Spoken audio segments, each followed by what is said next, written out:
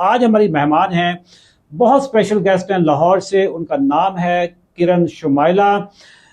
इनसे इनकी कहानी सुनते हैं और साथ में किरण साहबा के जो डॉक्टर हैं वो भी डॉक्टर महबूब साहब इस वक्त हैं, स्टूडियो में हैं। तो जरा डॉक्टर साहब वेलकम जी। Thank you so much sir. Kiran साहबा जी वेलकम, कैसी हैं आप? ठीक हूँ, अस्सलाम वालेकुम। वालेकुम अस्सलाम। जबरदस्त जी। किरण, बड़ी आपकी जबरदस्त कहानी है, हमें तो पता है, कल बताएं आप जरा। सर ये वैसे तुम्हारी फैमिली हिस्ट्री है शुगर अच्छा। की। मतलब मेरी मदर, मेरे दोनों मामू खाला बहुत थी, तो मुझे बस शुरू से ये पता था एक दफा ये हो जाए ना तो ये छूटती नहीं। तो मदर के साथ भी हर वक्त मैं रहती थी, उनकी इंसुलिन का नंबर सेट करना, सब कुछ करना। तो मेरी मदर की ना डेथ हुई है 2015 में। अल्लाह उनको जी जन्नत नसीब करे। शुक्रिया, आमीन। तो मुझे ना 2 साल में स्ट्रोमा में रही मदर की डेथ के बाद। तो 18 के ना जनवरी में मेरे पाँव में ना एक जैसे वो पस वाला छाला सा नहीं होता वो हुआ। तो इमरजेंसी में गए हैं, मेरा बीपी भी बहुत शूट कर रहा था। वहां गए हैं तो उन्होंने कहा शुगर चेक करवा।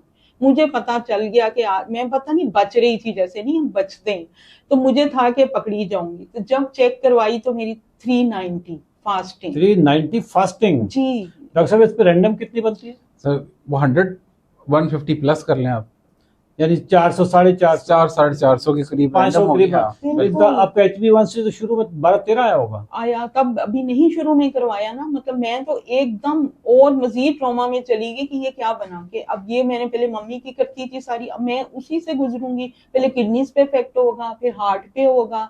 यानी आप पहले से ही ज़हनी तौर पे जैसे बंदा तैयार होता है। अच्छा, यहाँ पे किरण, 2 चीजें हमारी सोसाइटी ने, या जिसको मैं शुगर माफिया कहता हूँ, 2 चीजें आपके जहन में पहले से डाल दी। पहली ये कि क्योंकि आपकी फैमिली में है तो आपको होनी है। बिल्कुल। ऐसा बिल्कुल नहीं है जी। ठीक है, शुगर ये जेनेटिक बीमारी नहीं है कि माँ को है तो बच्चों को होनी है, बाप को है तो बच्चों को नहीं, ऐसा नहीं है। ये किचन की बीमारी है। जी बिल्कुल। कि आपके घर का जो एक निज़ाम है, डाइनिंग टेबल का जो निज़ाम है, क्योंकि वो वालिदैन भी वैसे ही रहे, आगे बच्चे भी ऐसे रहे, फिर अगली जो नस्ल होगी उनको भी अगर उनकी आदतें चेंज नहीं होंगी तो शुगर होगी।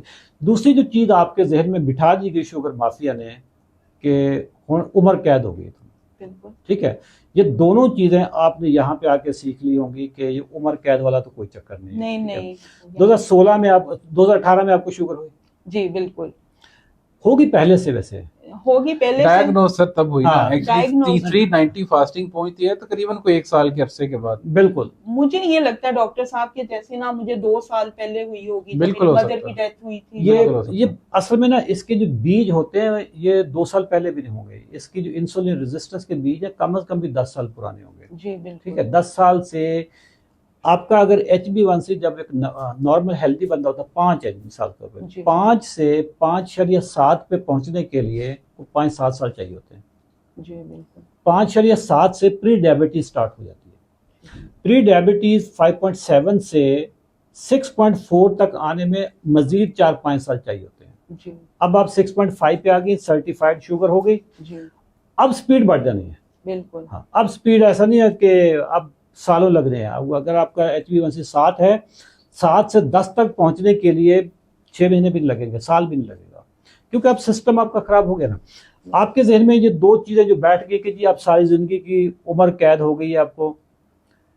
अब जैसे आपने अभी कहा कि पहले गुर्दे खराब होंगे, फिर ये होगा वो होगा। देखो कैसे प्रिडिक्टिव प्रोग्रामिंग कैसे सोसाइटी ने की सोसाइटी ने नहीं, शुगर माफिया ने प्रोग्रामिंग की कि जी अब गुर्दे भी खराब होंगे, आंखें भी खराब होंगी। अब उसी तरह बंदा चलना शुरू कर देता है। बिल्कुल।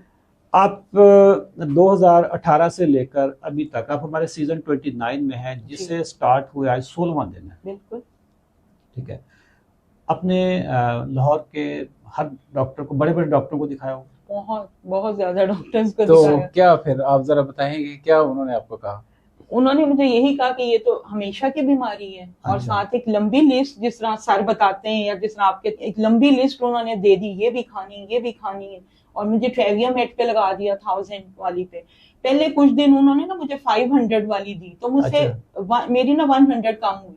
उन्होंने कहा नहीं भाई, आपको इंसुलिन से बचाने के लिए यही ठीक है, अभी आप इतनी करते हैं। लेकिन साथ ही उन डॉक्टर साहब ने वैसे मुझे कहा कि अगर आप ना करेंगे इस तरह अपना परहेज तो मैं आपको ना ग्लूकोफेज पे ले आऊंगा। कुछ मेरी तरफ से भी सुस्ती हुई, बस मैं ना मॉनिटर नहीं करती थी डॉक्टर साहब। अब जिस तरह मैं हर वक्त भेजती हूँ अपनी रीडिंग्स, इस तरह नहीं करती थी। तो बस फिर मैंने सुस्ती की। फिर डॉक्टर साहब मेरी आंखों का कुछ 2 साल आंखों का क्या प्रॉब्लम हुआ था आपको? आंखों का इस तरह के 2 साल बाद मैंने अपनी शुगर से समझौता कर लिया था डॉक्टर साहब। सर मैंने कहा कि अब ठीक है, अब इसी के साथ जीना है, और मैं मेडिसिन लेती थी। मुझे अचानक ऐसे फील हुआ कि मेरी आंखों के आगे ना जैसे ऐसे कोई काले सांप से फिर रहे हैं और ऐसे ऐसे। बस फिर हम फौरन हॉस्पिटल गए, उन्होंने कहा आपको उधर ये फ्लोटिंग बॉडीज जी जी बिल्कुल बिल्कुल, ये फ्लोटर्स होते हैं, ये रेटिनोपैथी में आ जाते हैं। अच्छा। इसमें ऐसे ही अजीब से जो है ना वो बॉडीज आपकी आंखों के आगे ऐसे मूव करती रहती हैं, तो ये अच्छा। फ्लोटर्स होते हैं। देखिए ये नुकसान तो नहीं देते भाई? सर वो एक्चुअली पीछे बीमारी ने नुकसान पहुंचाया ना। अच्छा। ये तो अगर ये अच्छा, बिनाइन भी हो सकता है। फ्लोटर्स पे मैं आपको बताता हूँ। मेरा ना 2002 में एक्सीडेंट हुआ था जी। भाई फेरों के करीब। अच्छा। तो मेरी गाड़ी दरख्त के साथ टकरा गई डॉक्टर साहब। अच्छा। तो वो इतना शदीद धचका, मतलब 100 की स्पीड पे गाड़ी दरख्त से टकरा दे ना, ऐसे होता है जैसे कोई धमाका होता है, बहुत स्पीड होती है 100। तो मेरी टांग टूट गई थी लेफ्ट वाली। तो उसके बाद ना हुआ क्या कि मेरी आंखों के आगे ना वो जैसे सांप से हैं, जो इधर देखूंगा तो इधर जा रहे हैं, इधर देखूंगा इधर। ट्रॉमा में भी आ जाते हैं। ठीक है। अच्छा, ट्रॉमा नहीं नहीं, वो असल में आपकी जो आई बॉल्स है ना, आई बॉल्स पे जब बहुत बड़ा शदीद झटका लगता है तो वो कुछ फ्रेगमेंट्स निकल जाते हैं। वो फ्रेगमेंट्स निकल के आपकी आंख में ही तैरते रहते हैं। मैंने बाद में दिखाया ना डॉक्टरों को।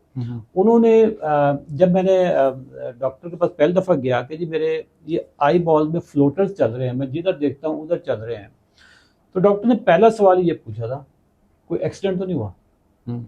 तो फिर मैंने उनको बताया। उन्होंने कहा कि ये जितना नुकसान होना था हो गया, लेकिन ये कोई नुकसान आपकी आंखों की बिनाई पे कोई फर्क नहीं पड़ेगा। और ये बस ये भी आपको फ्लोटर उसी वक्त नजर आएंगे जब आप कहीं धूप में खड़े होंगे। अब जैसे कमरे में मुझे भी नजर नहीं आ रहे, लेकिन मैं धूप पे हूँ तो मुझे वो नजर आ रहा होगा। जैसे जैसे मैं आंखें इधर फेर रहा हूँ तो मेरे फ्लोटर नजर। मेरे साथ भी धूप में ऐसे ही होता है। लेकिन आपकी बिनाई का इशू हुआ ना फिर? मेरी तो बिनाई का इशू हुआ, और मुझे ना कोई मतलब कोई चश्मा भी नहीं मतलब मेरी नजर को फिक्स कर सकता। अच्छा। बनवाए मैंने बहुत दफा। अच्छा। वो नहीं होता। उन्होंने कहा आपको जो डिजीज है ना उसके साथ चश्मे के साथ आप। ये डॉक्टर साहब कौन सी बीमारी आंखों की है? सर ये बेसिकली डायबिटीज जब कॉम्प्लिकेशन हो जाती है तो डायबिटीज के बाद ना रेटिनोपैथी होती है, जिसमें आंख का जो पर्दा है बसारत, वहां पे ना एडीमा डेवलप हो जाता है। अच्छा। जिसे हम कहते हैं पेपिलोडीमा। ये क्या होता है? एडिमा क्या होता है? एडिमा मतलब पानी इकट्ठा हो गया वहां पे। हाँ। और उसकी जो क्लैरिटी है ना वो खत्म हो जाती है, और उसे हम कहते हैं पेपिलोडीमा, यानी कि जो आंख के पीछे डिस्क है उसके इर्द गिर्द पानी सा इकट्ठा हो जाता है। अच्छा। आम लफ्जों में समझाने के लिए। तो ये सारा शुगर की कॉम्प्लिकेशन? बिल्कुल शुगर की।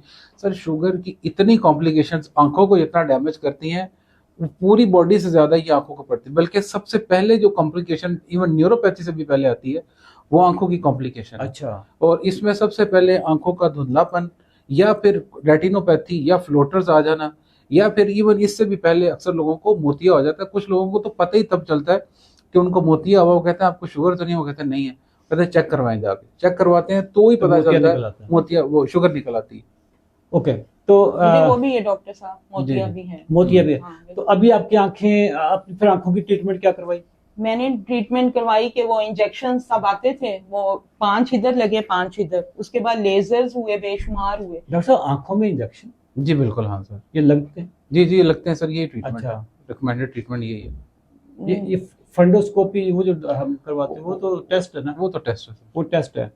तो अभी आपकी आंखें ठीक हो गई?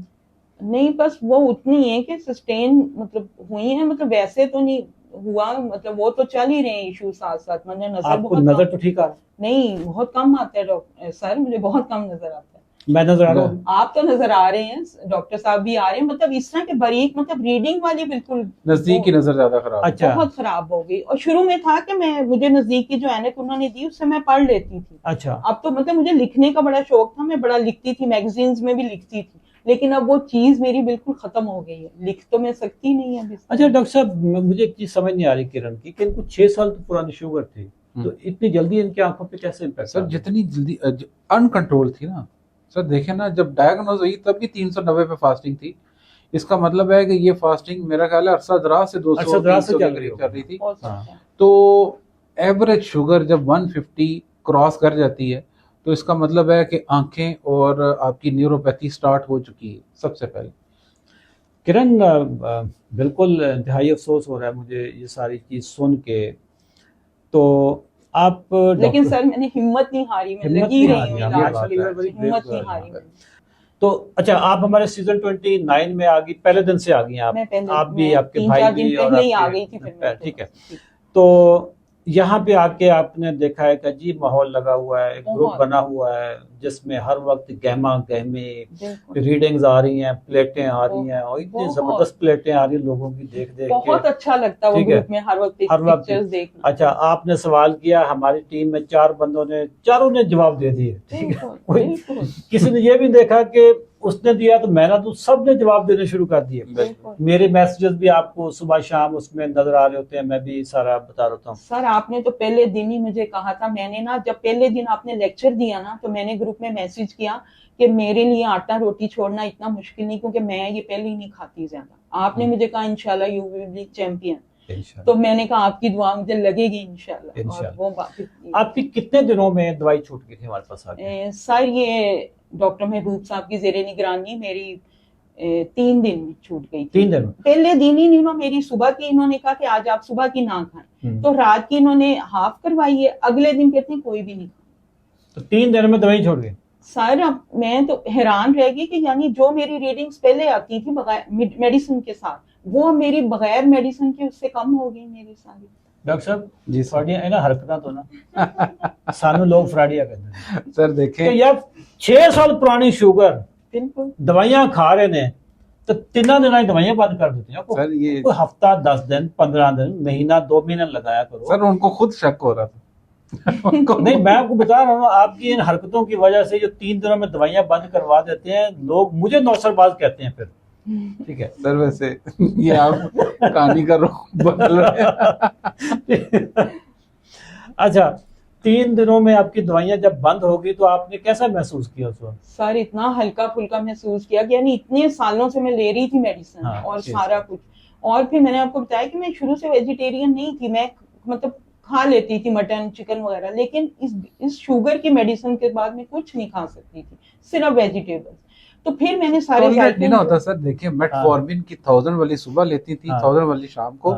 उसने इनको इतना सीवियर गैस्ट्राइटिस किया हुआ था कि ये टॉलरेट ही नहीं कर पा रही थी कोई भी हैवी फूड को, खासतौर प्रोटीन बेस को टॉलरेट ही नहीं कर पा रही थी। ये सिर्फ इजीली डाइजेस्टेबल जो फूड थी सिर्फ उसी को टॉलरेट कर पा रही थी अनफॉर्चुनेटली।